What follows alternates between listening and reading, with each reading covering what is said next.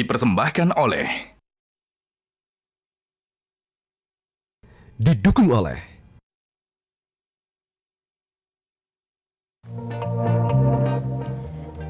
Terima kasih pemirsa, Anda kembali menyaksikan Juragan Zaman Now season keempat. Nah pemirsa, giliran calon juragan ketiga ini akan melakukan presentasi di hadapan para panelis. Kira-kira siapakah dia? Langsung saja Coach Dewa, kira-kira gimana calon juragan ketiga kita hari ini? Ya, belum dikatakan seorang juragan kalau misalkan dia tidak pandai mengambil sebuah peluang. Seorang juragan kali ini gitu ya, di mana dia mampu mengubah sebuah limbah kayu menjadi rupiah. Walaupun dia awalnya kebingungan ya, waktu itu mencari pekerjaan, tapi dengan ide dan inisiatifnya, dia menemukan sebuah peluang tersebut dan akhirnya dengan modal 200.000 rupiah saja mampu membuat sebuah produk sampai tembus ke mancanegara. Siapakah dia? Ini dia Mas Bejo.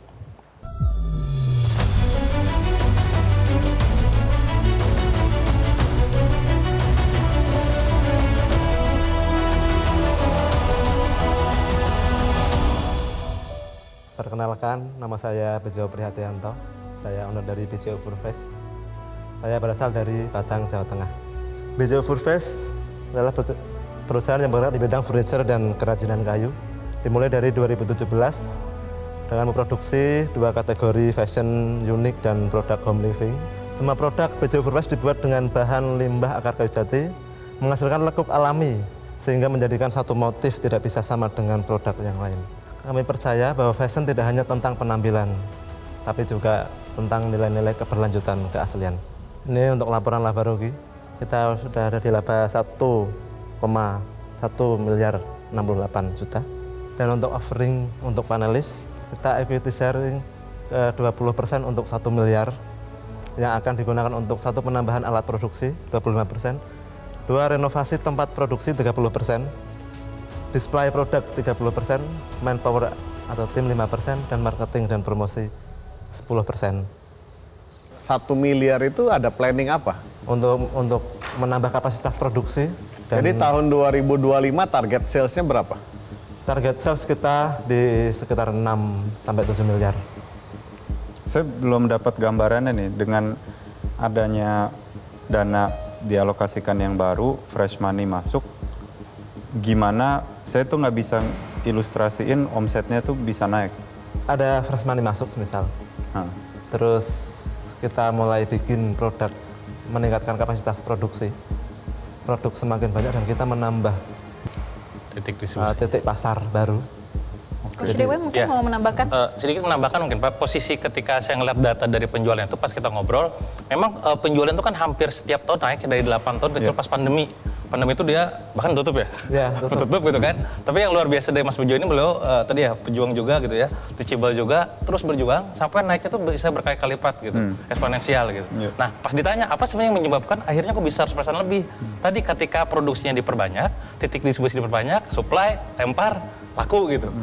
Makanya ketika ada investment itu, posisinya memperbanyak produksi, memperbanyak titik lagi, maka punya keyakinan akan naik berkali-kali lipat gitu. Tadi yang disampaikan seperti itu. Ya, common mistake ya dari para peserta yang sering kali kita hadapi, meminta dana, alokasinya di sini, terus udah gitu.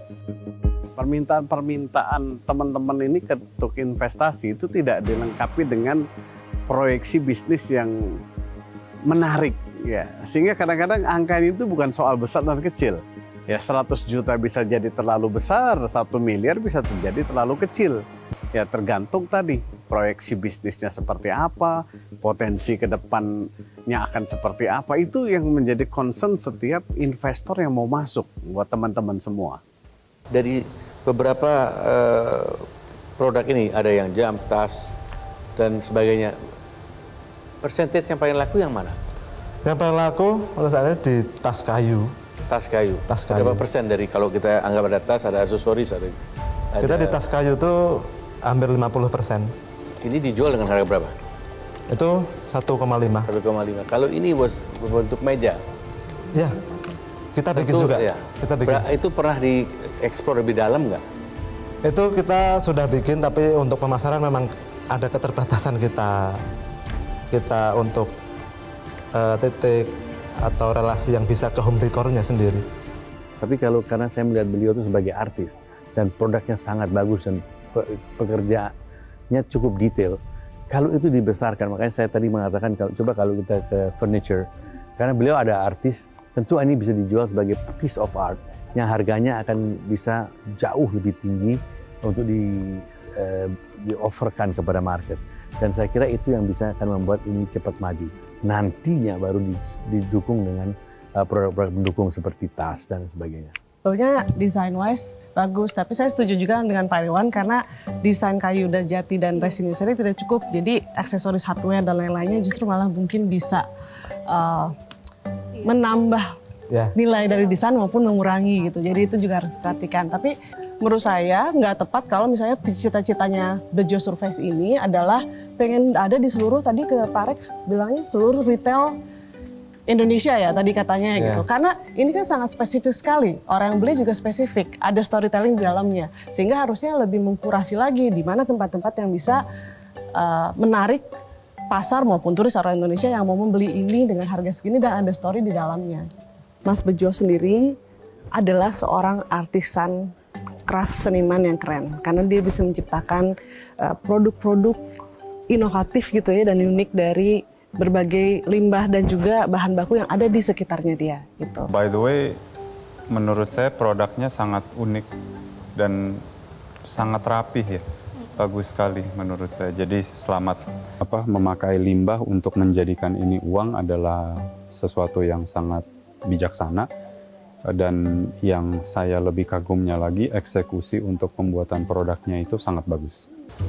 Mas Bejo, saya tertarik sekali melihat grafik penjualannya di tahun 2020 ke 2021. Itu dari 6 juta menjadi 190 juta.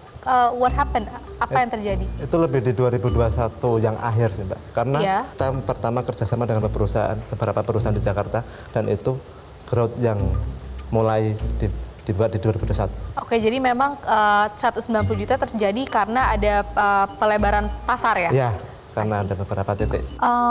Jadi Bejo Surface itu memiliki potensi yang besar karena sebenarnya mereka bisa membuat begitu banyak produk dari bahan yang mereka punya. Sekarang pertanyaannya mereka apa bisa melihat potensi yang paling baik, produk mana yang akan memberikan mereka value terbaik untuk mereka mengembangkan bisnis secara jangka panjang.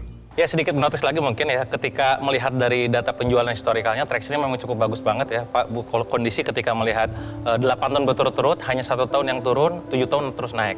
Dari segi fundamental dari keuangan juga net profit-nya 29% lebih, itu sangat mungkin bisa makin gede ketika HPP diturunkan, ketika produksi makin banyak gitu. Jadi kalau misalkan para panelis mencari bisnis yang memang cocok untuk investasi, ini termasuk yang bagus. Oke, baik. Kita akan lihat ya nanti bagaimana keputusan dari para panelis, siapa yang akan mendapatkan suntikan modal dan menjadi calon juragan terjuragan di episode kali ini. Tapi pertama-tama saya persilakan untuk kembali, nanti kita akan melihat hasil diskusi dari para panelis. Silakan Coach Dewa dan juga Mas Bejo untuk kembali ke stage.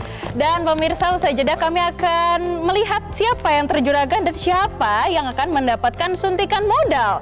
Dan tetaplah bersama kami di Juragan Zaman Now Season 4. Dia minta exposure sudah masuk sini. Cuman what I'm saying ada dia udah punya profit 400 juta kan. Kecil aja, tapi dia bikin itu jadi storytelling.